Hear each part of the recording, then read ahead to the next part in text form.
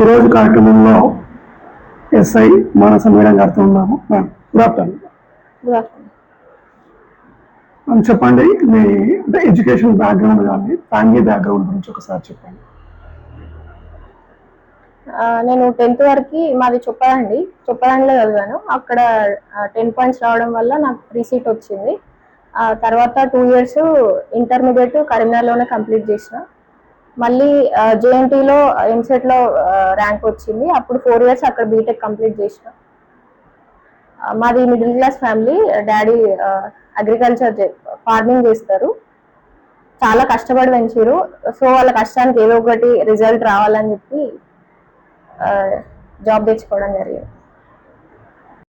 అంటే సాధారణంగా ఎన్నో వృత్తులు ఉన్నాయి మనకి జనరల్గా. అంటే డాక్టర్ కావచ్చు, లాయర్ కావచ్చు, సిఏ కావచ్చు. స్పెసిఫిక్గా ఈ పోలీస్ డిపార్ట్మెంట్ని చూస్ చేసుకోవడానికి కారణం ఏంటి?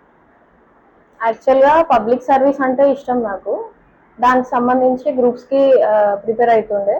ఆ టైంలో మనకి గ్రూప్స్ పోస్ట్పోన్ అయినాయి. 2-3 times పోస్ట్పోన్ అవ్వడం జరిగింది. అందులోనే ఇన్ బిట్వీన్ ఈ ఎస్ఐ నోటిఫికేషన్ వచ్చింది. ఆ టైంలో రాయడం వల్ల ఇది వచ్చింది. ఇది కూడా ఒక టైప్ ఆఫ్ పబ్లిక్ సర్వీసే కాబట్టి నేను దీన్ని చూస్ చేసుకోవడం జరిగింది.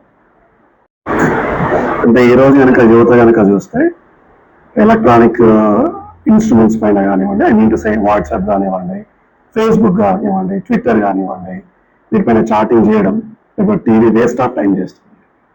సో అంతేకాకుండా ఈ మధ్య కాలంలో కనుక చూస్తే ఈ గజ్వేల్ మండల్ కావచ్చు, ఈవెన్ రాయపూర్ మండల్ కావచ్చు, యువత అనేది డ్రగ్స్కి బాగా అడిక్ట్ అయిపోతుంది.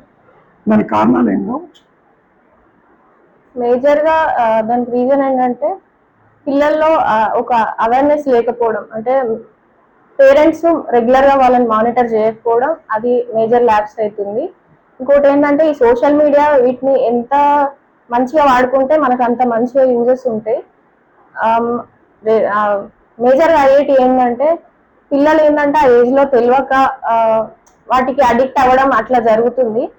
పేరెంట్స్ మానిటరింగ్ అనేది ఉంటే దానివల్ల కొంచెం డైవర్ట్ అయ్యే ఛాన్సెస్ ఎక్కువ ఉంటాయని చెప్పి నేను చెప్తున్నా.